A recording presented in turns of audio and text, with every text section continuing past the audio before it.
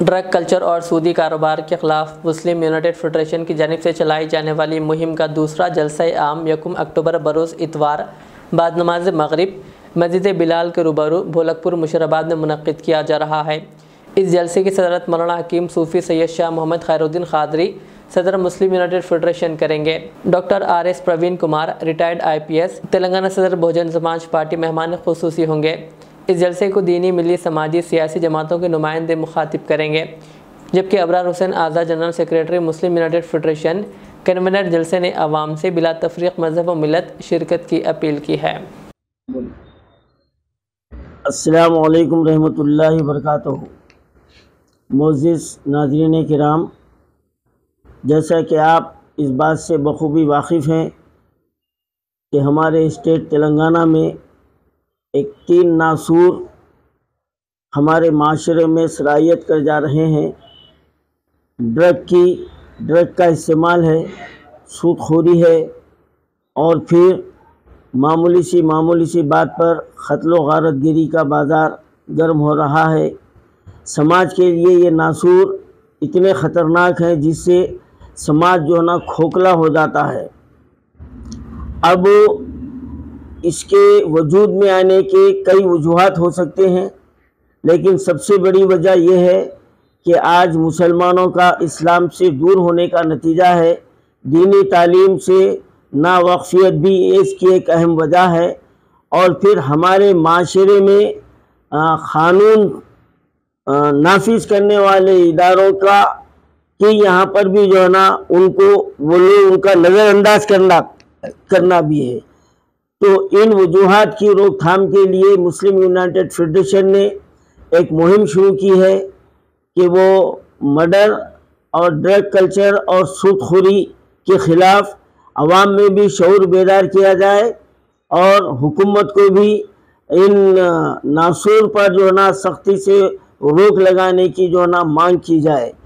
تو چنانچہ ہمارا پہلا اجلاس اندرا پارک پر الحمدللہ بہت کامیاب رہا، اور شہر کے تمام دینی، ملی، سماجی تنظیموں نے اپنا تعاون پیش کیا،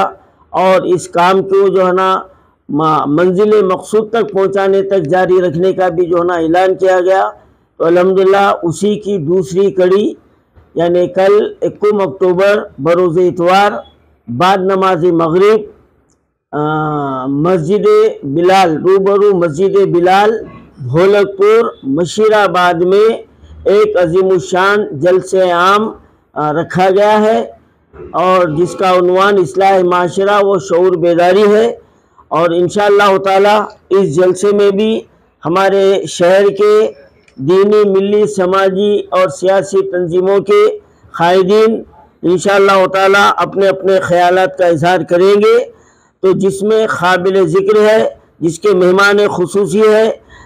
جناب ڈاکٹر RS پروین کمار صاحب ریٹائرڈ IPS، وہ صدر بہوجن سماج پارٹی، اور مولانا ڈاکٹر آصف عمری صاحب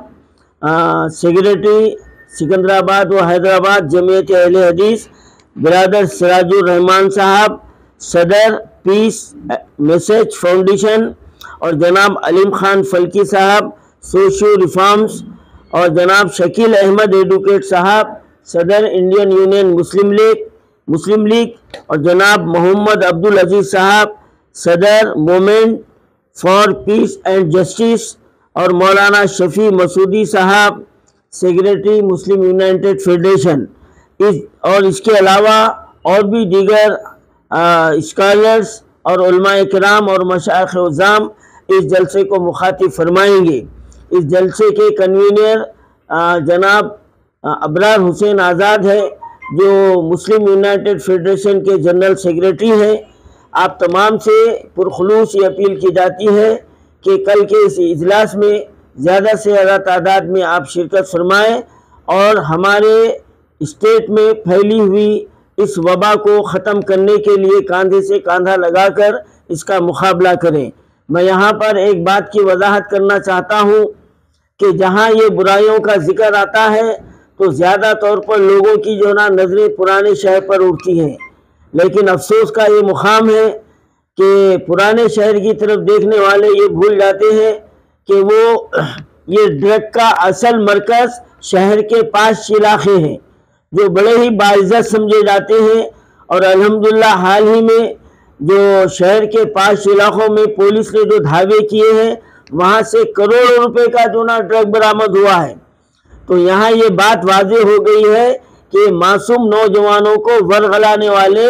سفید پوش اور 5 علاقوں میں یہ مقیم رہتے ہیں اور ہمارے پرانے شہر کو بدنام کرنے کی کوشش کرتے ہیں۔ ہم اس کی سختی سے مذمت کرتے ہیں، اور قانون کو چاہیے، انتظامیہ کو چاہیے